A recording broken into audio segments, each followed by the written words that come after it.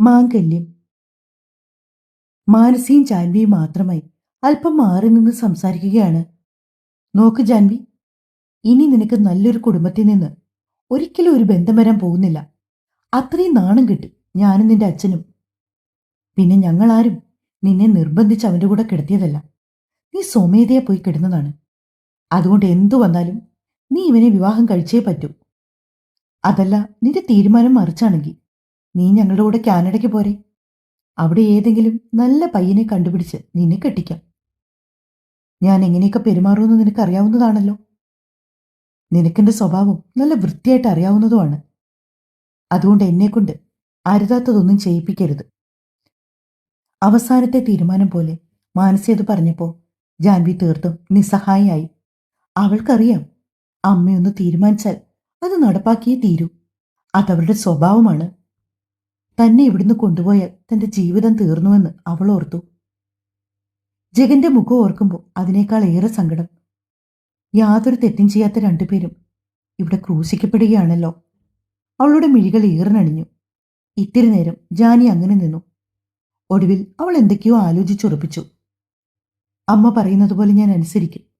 ജാനി പതിയെ ചുണ്ടനക്കി. മാനസിയുടെ മുഖത്ത് വിജയഭാവം.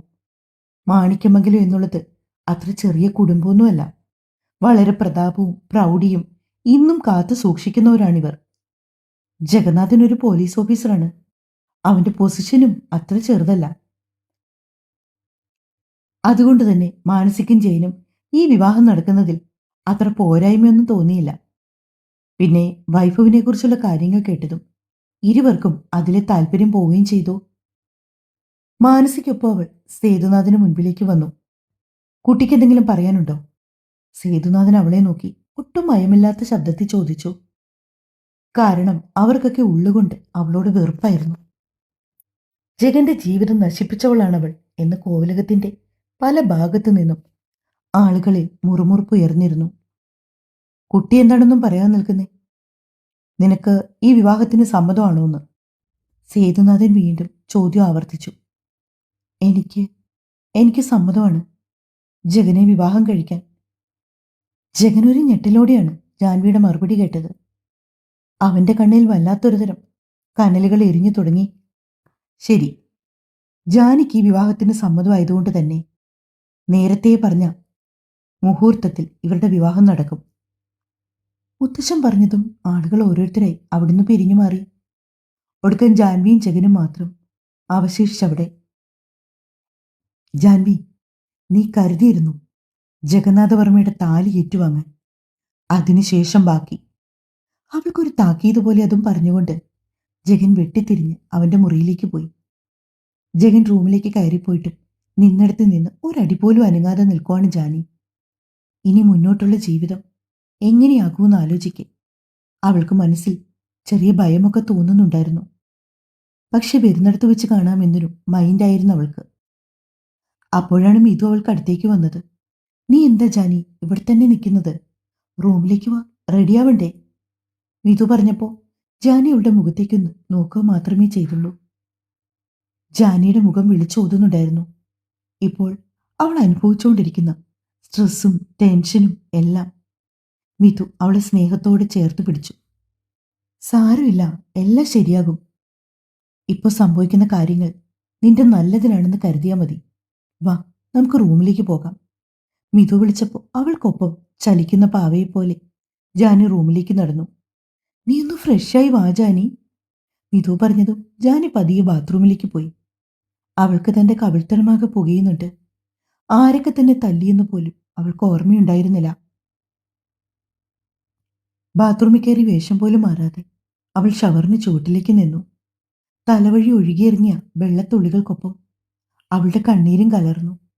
മുഖവും കഴുത്തുമൊക്കെ നീറിത്തുടങ്ങിയപ്പോഴാണ് ജാനി മിററിലേക്ക് മുഖം നോക്കിയത്. നന്നേ വെളുത്ത കവിൾത്തടമാകെ ചുവന്നു കിടക്കുകയാണ്. പലരുടെയും വിരൽപ്പാടുകൾ പതിഞ്ഞ കവിൾത്തടം കണ്ടപ്പോൾ ജാനിയുടെ കണ്ണ് പുകഞ്ഞു. കഴുത്തിൽ കിടന്ന ഷോള് പതിയെ മാറ്റിയതും അവിടെ തെളിഞ്ഞു കണ്ട അടയാളത്തിലേക്ക് അവളുടെ മിഴികൾ നീണ്ടു. വിരൽ കൊണ്ട് അവിടെ തടവിയപ്പോൾ നേരിയ നീറ്റിലുള്ള ആ പാട് പല്ല് പതിഞ്ഞതിൻ്റെ ആണെന്ന് മനസ്സിലാക്കാൻ അവൾക്കധികം സമയമൊന്നും വേണ്ടി വന്നില്ല.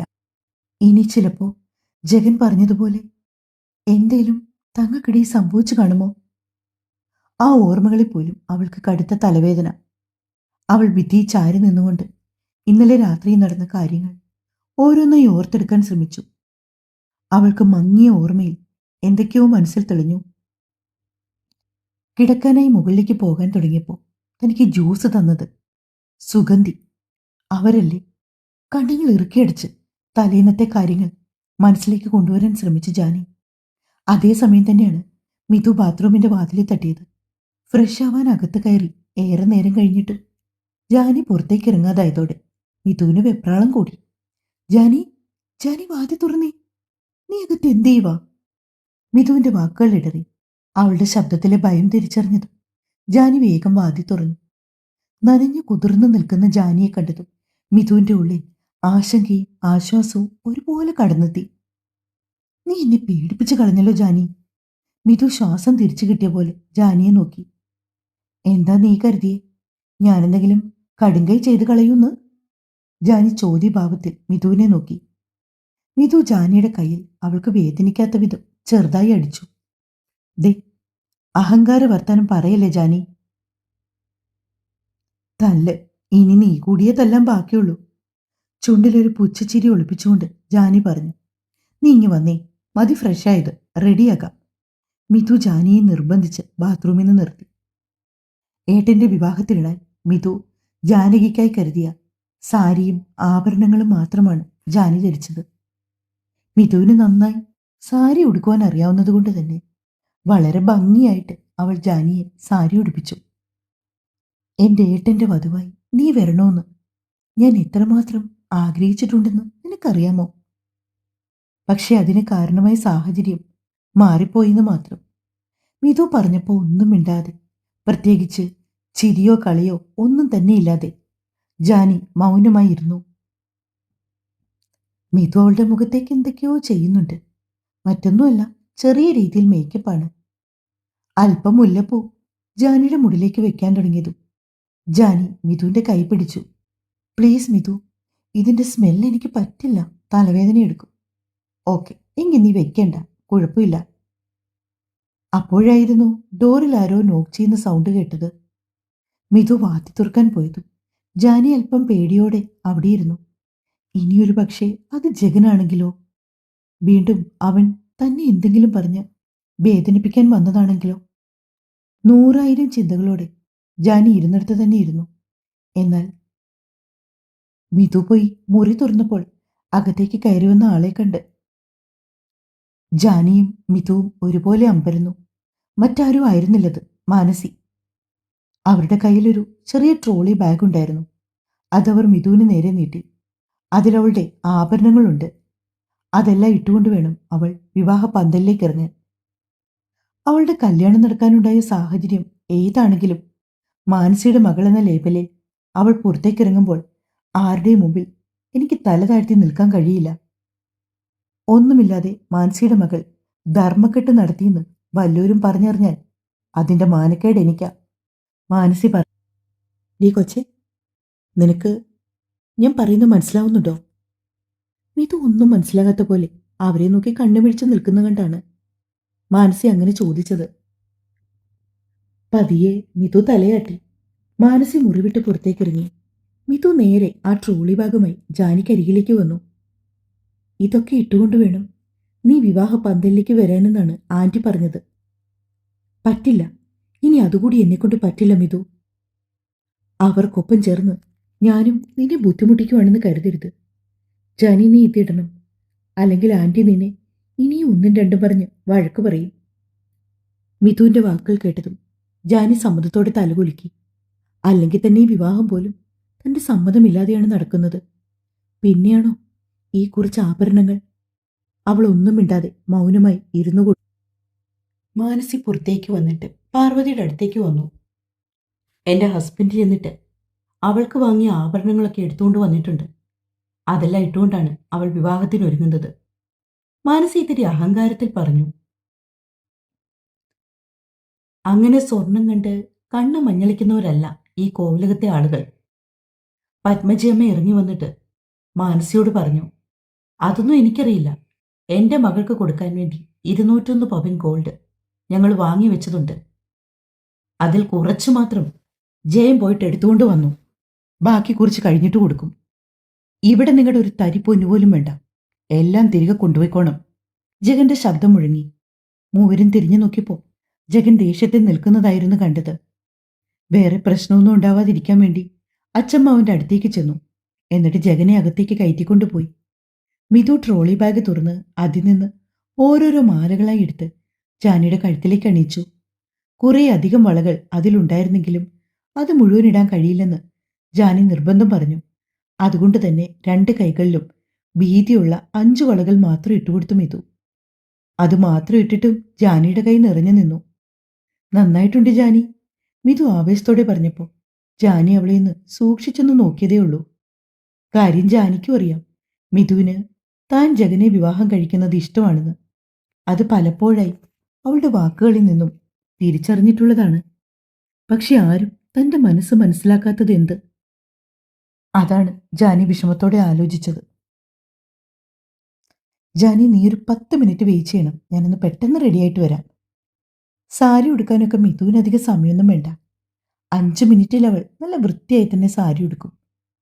മിതു അരികിൽ നിന്ന് മാറിയപ്പോൾ ജാനിയുടെ ചിന്തകൾ ഇന്നലെയുടെ പിന്നാമ്പുറങ്ങൾ തേടി വീണ്ടും അലഞ്ഞു. കഴിഞ്ഞു പോയ രാത്രി ഒരു പുകമറ പോലെ അവളുടെ ഉള്ളിൽ തെളിഞ്ഞു. ഇന്നലെ തനിക്ക് ജ്യൂസ് നൽകിയത് സുഗന്ധിയാണെന്ന് അവളുടെ മനസ്സ് ഉറപ്പിച്ചു പറഞ്ഞു. പക്ഷെ അവരെന്തിനാണ് തന്നോടത് ചെയ്തത്? അവരെ ഇന്നലെയാണ് താനും ആദ്യമായി കാണുന്നത്. സുഗന്ധിയുടെ മകൾ ഹേമയെ കൊണ്ട് അവർ ജഗനെ വിവാഹം കഴിപ്പിക്കാൻ നടന്ന കാര്യങ്ങളൊന്നും ജാനിക്ക് അറിയില്ലാത്തതുകൊണ്ട് തന്നെ അവളത് മനസ്സിലോർത്തു. മിതു വേഗം സാരിയും ഉടുത്ത് മേക്കപ്പും കഴിഞ്ഞ് ജാനിയും കൂട്ടി താഴേക്ക് വന്നു. അതേസമയം ജഗൻ സമാധാനം കിട്ടാത്ത പോലെ റൂമിൽ അങ്ങോട്ടും ഇങ്ങോട്ടും നടക്കുകയാണ്. കാര്യം നയോമിയോട് അങ്ങനെ ഉള്ളു തൊട്ടറിഞ്ഞ സ്നേഹമൊന്നും ഉണ്ടായിരുന്നില്ലെങ്കിൽ പോലും തന്റെ വധുവിന്റെ സ്ഥാനത്ത് ജാനി അവൻ ഓർക്കാൻ കൂടി കഴിഞ്ഞില്ല. അവളെ ആകെ നേരിക്കണ്ടത് 1-2 പ്രാവശ്യമാണ്. പരസ്പരം കണ്ടപ്പോഴൊക്കെയും അവളും താനും തമ്മിൽ വഴക്കുണ്ടായിട്ടുണ്ട്. അങ്ങനെയുള്ള ഒരുവൾ, അതുമാത്രമല്ല, ഇന്നലെ രാത്രി ആരും അറിയാതെ തന്റെ വിവാഹം മുടക്കുവാൻ വേണ്ടി പകയോടെ മനഃപൂർവ്വം തന്റെ റൂമിൽ വന്ന് കിടന്നവൾ. അങ്ങനെ ഒരുത്തിയെ താൻ എങ്ങനെ വിവാഹം കഴിച്ച് കൂടെ കൂട്ടും? ചിന്തകൾ അധികരിച്ചപ്പോ അവന് തലപെരുത്തു.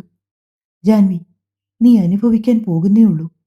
ആ വാക്കുകൾ അവന്റെ കടപ്പല്ലുകൾക്കിടയിൽ കിടന്ന് ഞെരിഞ്ഞമർന്നു. എന്നെ എന്റെ വീട്ടുകാരുടെയും നാട്ടുകാരുടെയും മുമ്പിൽ നാണം കെടുത്തിയതിന് നീ അനുഭവിക്കും, അനുഭവിപ്പിക്കും ഈ ജഗൻ. അതും പെറുപെറുത്തുകൊണ്ട് അവൻ വസ്ത്രം മാറ്റി താഴേക്ക് ഇറങ്ങിച്ചെന്നു. ആ സമയം അവൻ കാണുന്നത് ലിവിംഗ് റൂമിലെ സോഫയിൽ മിഥുവിനൊപ്പം എന്തോ പറഞ്ഞുകൊണ്ടിരിക്കുന്ന ജാനിയാണ്. അവളുടെ ചുണ്ടിലൊരു നേർത്ത പുഞ്ചിരിയുണ്ട്. മിഥു പറഞ്ഞ തമാശയുടെ ബാക്കി പത്രമാണ് ആ ചിരി. പക്ഷെ ജഗന്റെ മനസ്സിൽ അതെല്ലാം അവൾ ഉദ്ദേശിച്ച കാര്യം നടത്തിയെടുത്തതിന്റെ സന്തോഷ സൂചകമായിട്ടാണ് അവന് തോന്നിയത്. ജഗൻ നേരെ നടന്ന് മിഥുവിനും ജാനിക്കും അരികിലേക്ക് ചെന്നു. മുഹൂർത്തത്തിന് ഇനി കഷ്ടിച്ച് 1/2 മണിക്കൂർ മാത്രമേ ഉള്ളൂ. അതുകൊണ്ട് ദക്ഷിണ കൊടുപ്പൊന്നും വേണ്ടെന്ന് കാരണവന്മാർ തീരുമാനിച്ചു. ക്ഷേത്രത്തിൽ വെച്ച് അമ്മയുടെയും അച്ഛൻ്റെയും കാലുതൊട്ട് വണങ്ങി താലികെട്ട് മാത്രം നടത്താമെന്നായിരുന്നു അവരുടെ തീരുമാനം. ഓരോരുത്തരായി വീടിന് പുറത്തേക്കിറങ്ങി. ജഗൻ ചെന്ന് മിഥുവിനരികിലിരിക്കുന്ന ജാനിയുടെ കൈ പിടിച്ചു. വാ, നമുക്ക് ഒരുമിച്ച് പോകാം. വളരെ സൗമ്യമായിട്ടായിരുന്നു അവൻ സംസാരിച്ചത്. ആ നിമിഷത്തെ അവരുടെ സംസാരം കേട്ടാൽ അവരിരുവരും ഒരുപാട് ഇഷ്ടത്തോടെ വിവാഹിതരാകാൻ പോകുന്നവരാണെന്നാണ് ആർക്കും തോന്നുന്നത്. ജാനി പെട്ടെന്ന് നോക്കിയത് മിഥുവിന്റെ മുഖത്തേക്കാണ്. ചെല്ല്, ഏട്ടൻ വിളിച്ചതല്ലേ? മിഥു പറഞ്ഞതും ജാനി നിവൃത്തിയില്ലാതെ ജഗനൊപ്പം മുൻപോട്ട് നടന്നു. എല്ലാവരും ആ കാഴ്ച കണ്ടുകൊണ്ട് നിന്നു. ജഗൻ അവന്റെ കാറിന്റെ അടുത്ത് നിന്ന് ജാനിയുടെ കൈവിട്ടു. കേറ്. തീർത്തും മര്യാദയോടെയാണ് അവൻ പറഞ്ഞത്. പക്ഷേ ജാനിക്ക് എന്തൊക്കെയോ അപകടം മണത്തു. അതേ പേടിയോടെ തന്നെയാണ് അവൾ കാറിനുള്ളിലേക്ക് കയറിയത്. കാറ് പതിയെ മുന്നോട്ട് ചലിച്ചു. എന്തായാലും നീ ഉദ്ദേശിച്ച കാര്യം നടന്നല്ലോ, ഹാപ്പിയല്ലേ?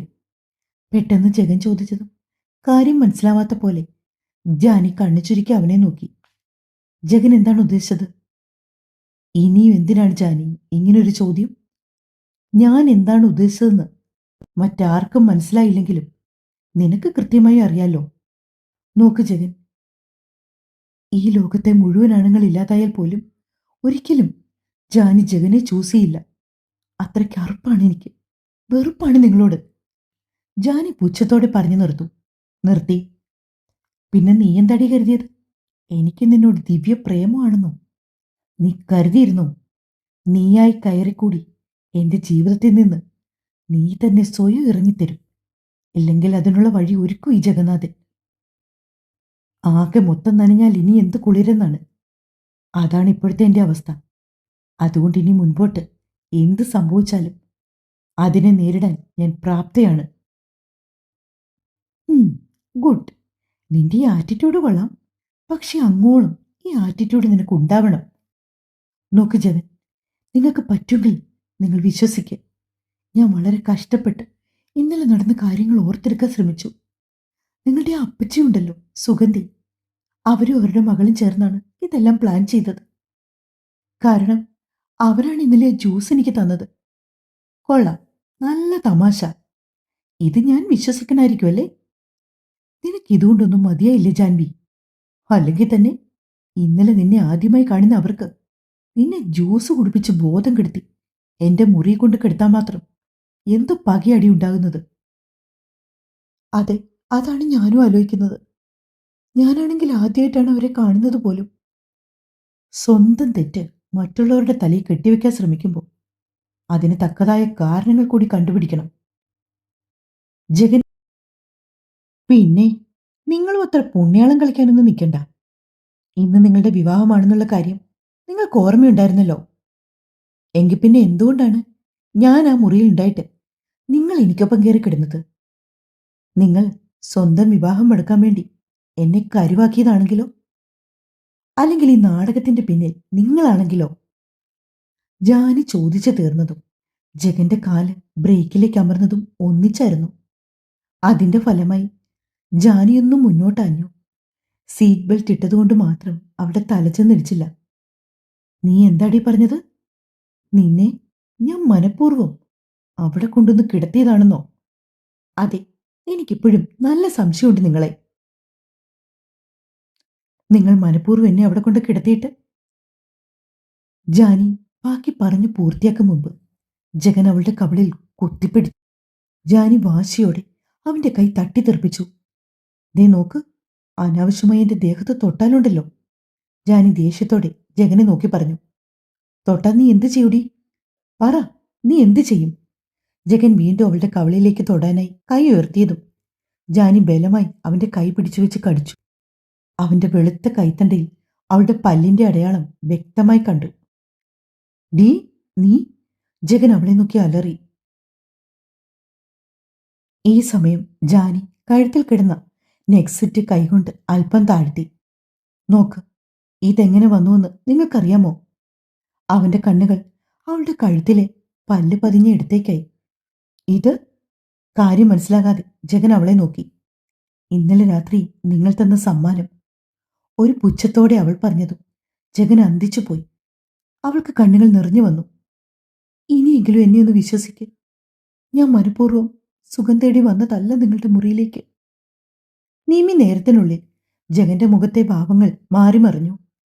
പിന്നെ ഞാൻ നിന്നെ മനഃപൂർവ്വം കൊണ്ടുവന്ന് എന്റെ മുറിയിൽ കിടത്തി ശ്രമിച്ചുവെന്നാണോ നീ പറയുന്നത്? അവൻ അഭിമുഖമായി ഇരിക്കുന്നവളെ മുഴുവനായി പിടിച്ചൊളിച്ചുകൊണ്ടാണ് അവന്റെ ചോദ്യം. ഞാൻ അങ്ങനെ പറഞ്ഞാൽ അത് ശരിയല്ലെന്ന് തെളിയിക്കാൻ എന്തേലും തെളിവുണ്ടോ നിങ്ങളുടെ പക്കൽ? ഉണ്ടോന്ന്? ജാൻവി ശബ്ദമുയർത്തിയതും പതർച്ചയോടെ അവളെ തന്നെ നോക്കിയവൻ. എങ്കിൽ ശരി, നീ വിശ്വസിച്ചതുപോലെ തന്നെ ഇരിക്കട്ടെ കാര്യങ്ങൾ. നിന്നെ ഞാൻ മനഃപൂർവ്വം എന്റെ മുറിയിലേക്ക് കൊണ്ടുവന്നതാണ് ഇന്നലെ രാത്രി. അതും നിന്റെ ഈ സൗന്ദര്യം കണ്ട് നിന്നെ ശരിക്കൊന്നും അറിയണം എന്ന ഉദ്ദേശത്തിൽ തന്നെ. ഇനി നിനക്ക് വല്ലതും പറയാനുണ്ടോ? അവൾ ഒന്നും മിണ്ടിയില്ല.